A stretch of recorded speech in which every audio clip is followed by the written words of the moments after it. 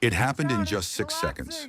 At 6:30 a.m., deep inside Everest's Khumbu Icefall, one of the most unstable places on the planet, a sound cracked through the morning silence. Not wind, not falling rock, but something far worse, a thunderous, echoing roar from above.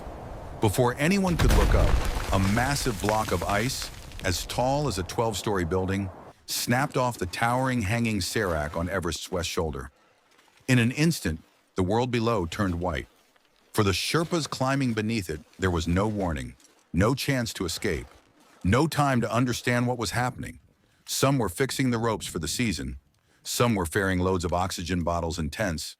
Some were first-time Sherpas working to feed their families. All of them were in one of the few sections of the icefall where escape is nearly impossible. As the avalanche thundered down the slope, 16 Sherpas were caught in a disaster that would become Everest's darkest morning. A mountain famous for triumph suddenly became a symbol of grief. But the deeper questions haunted the world. Why were the Sherpas there at that exact moment? Why was the icefall becoming more dangerous every year? And how did a single avalanche force Everest to shut down completely? Something that had never happened in its modern history. This is the story of the 2014 Everest Icefall disaster, the day the mountain forced the world to listen. Welcome to our Mountain Stories, where we uncover the truth, the mysteries, and the human spirit behind the world's greatest peaks. Stay with us as we bring the mountains closer to you. The Khumbu Icefall, beauty and horror, mixed together. To understand what happened in 2014, you need to understand the Khumbu Icefall itself. It is not a normal glacier. It is a 400-meter-high staircase of chaos, made of constantly shifting blocks of ice called seracs, each weighing thousands of tons. The icefall moves up to 1 meter per day. This means crevasses open out of nowhere. Towers collapse without warning. Ladders that were safe yesterday might hang in midair today. Climbers compare it to walking through a frozen war zone. Except the enemy is invisible and the explosions come without sound. The only people capable of navigating it safely are the Sherpas, especially the icefall doctors, a specialized team trained to build the route every season. Their job? Fix ladders, cross deep crevasses, hang ropes, test ice bridges, break trail. They do it before the sun rises because when the sunlight hits the icefall, the entire structure starts to shift and groan. Every Sherpa knows this. If you're in the icefall after 10 a.m., you're gambling with your life. At 5:30 a.m., Sherpas from several expeditions began moving through the icefall. They carried 20 to 30 kilogram oxygen bottles, tents, ropes, food supplies, and safety gear.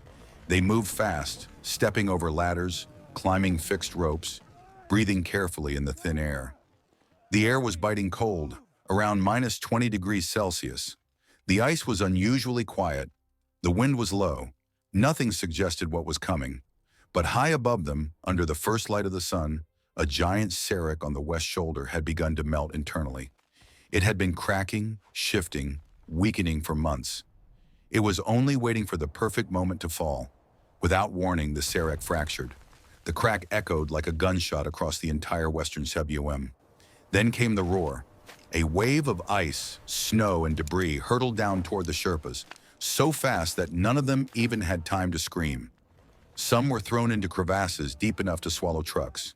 Some were buried instantly under blocks of ice heavier than cars. Some survived only because they were a few steps ahead or behind their teammates. The avalanche lasted moments, but its impact would be felt for years. When the snow finally settled, the Khumbu Icefall went silent. Silent, except for the faint, desperate cries of the survivors calling out from beneath the devastation. Rescue attempts began immediately, but there was a problem. The icefall was still shifting. More sections threatened to collapse. Helicopters were eventually called in, but landing near the icefall is one of the most dangerous maneuvers a pilot can perform. Only a few highly skilled Nepali pilots agreed to take the risk. They flew so close to the ice that their rotors nearly touched the seracs. The surviving Sherpas worked tirelessly to dig out their friends and brothers. But the truth was heartbreaking. Most of the victims were in the direct path of the avalanche. Their chances of survival were nearly zero. This was not a normal accident. This was a catastrophic event. 16 Sherpas died that day. It was the deadliest single day in Everest history. Foreign climbers were devastated but safe. The Sherpa community, however, was shattered. Entire villages lost their breadwinners.